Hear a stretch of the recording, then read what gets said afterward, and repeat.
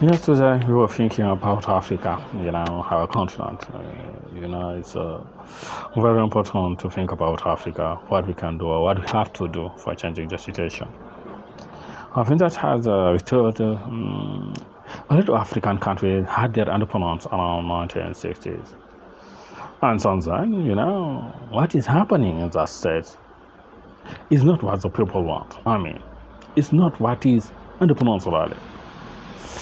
We've said last time about African countries speaking French. What is happening? What is going on until today? Neocolonialism. A lot of, their national enterprises confiscated by France. And, their politics, under French politicians. That's not for what our ancestors were fighting for, and our leaders, our independence leaders were doing their best. Now we are in that place. African leaders now are Us. We are in their place. We are them. So what they did is what we have to do.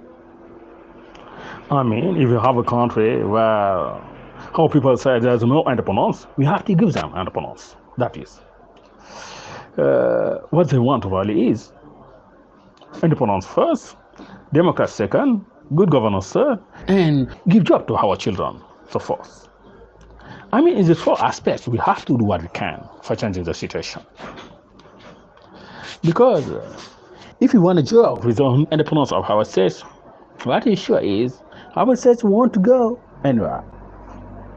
If we want Africa to be developed, as what President Becky was saying when he was saying that the 21st century will be African, we have first to do independence. In African countries speaking English, they have already the independence, but in African countries speaking French, until today, the notion of independence is not real. That's the first aspect. The second is what we said about good governance.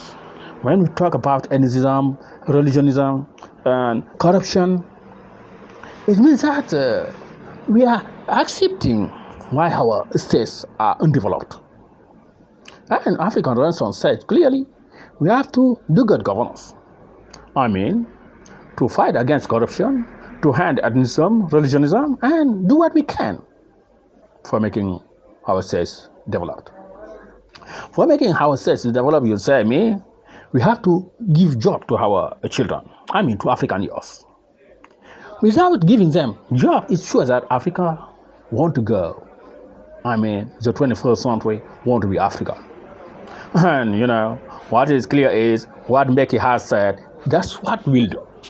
Our organization, the International Movement for the Renaissance of Africa, since 2002, we are doing what we can for changing the situation of the continent.